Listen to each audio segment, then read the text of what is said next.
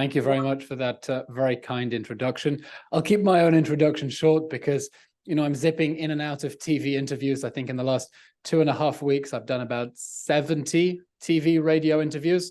And my job there is to try to speak as much as I can. But here, actually, I want to hear your questions and the questions you're getting, because I want to help empower you make the case for Israel. So I'll present the case briefly, and then we'll go straight to questions. The October 7th massacre turned everyone's lives upside down here in Israel. For many people, it ended their lives. Many others, it destroyed their lives. And for the rest of the country, it's turned it upside down. For me, that has meant joining the Prime Minister's office here in Israel as an Israeli government spokesman. I'm based now in the Defense Ministry in Tel Aviv, in the Kiryat, and my job is to do back-to-back TV interviews with the whole world, because this is now the #1 news story in the world. CNN, BBC, Sky News, MSNBC, you name it. Look, I don't need to remind everyone about the details of the atrocities of October 7th. That it was the worst terror attack in world history after 9/11, you know. That it was the worst massacre of Jews since the Holocaust, you know. The stories about the burnings, the beheadings, the butcherings, the rape, the torture, the mutilation, you know. Unfortunately, we've been seeing really Holocaust denial-like levels of denial about the atrocities unfolding on social media, just like the Holocaust. It didn't happen, but you had it coming.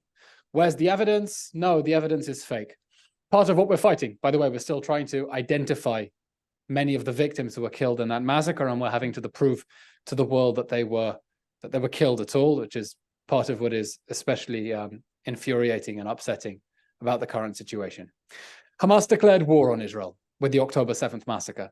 They murdered 1,400 people in the space of a few hours, injured over 5,000, traumatized tens of thousands, abducted 240 innocent people into the Gaza Strip, including 10 children under the age of 5.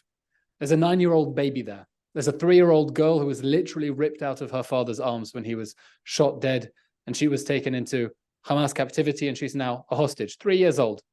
Beautiful little girl in some dark tunnel in the Gaza Strip. And we're fighting back. We're fighting back to destroy Hamas.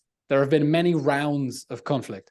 I made Aliyah in August 2014. I just finished my university studies at Cambridge and said, okay, I want to go serve in the Israeli army. And I landed half an hour after Operation Protective Edge ended. That was a big war with Gaza. It lasted about 50 days.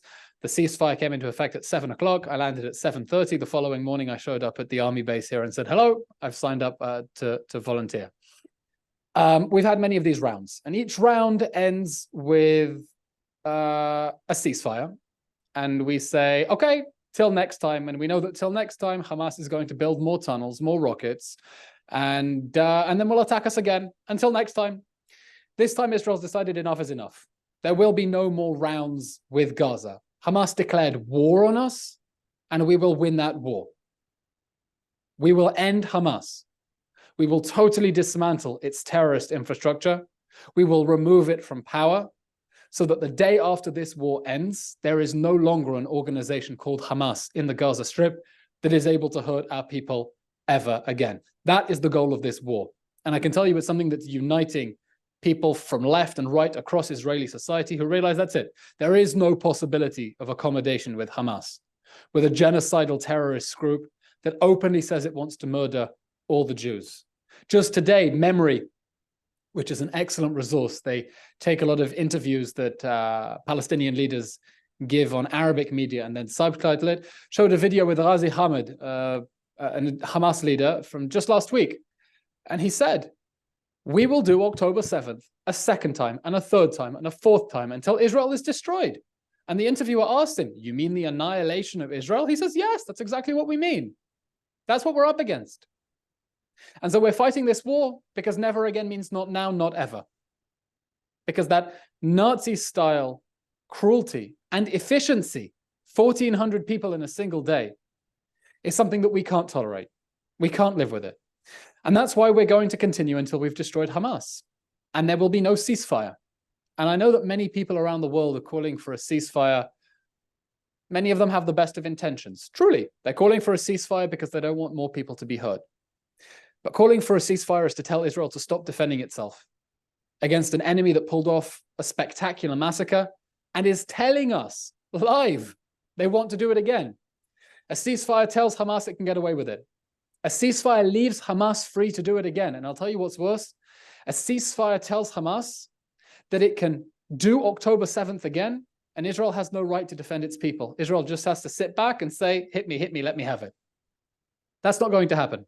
This war is going to end with Hamas removed from power, and we're doing everything we can within the bounds of international law, which we take very seriously. What is wrong with this shit? I'm saying many people who want a ceasefire, I'm sure, have the best of intentions, but a ceasefire tells Hamas it's free to do October 7th again.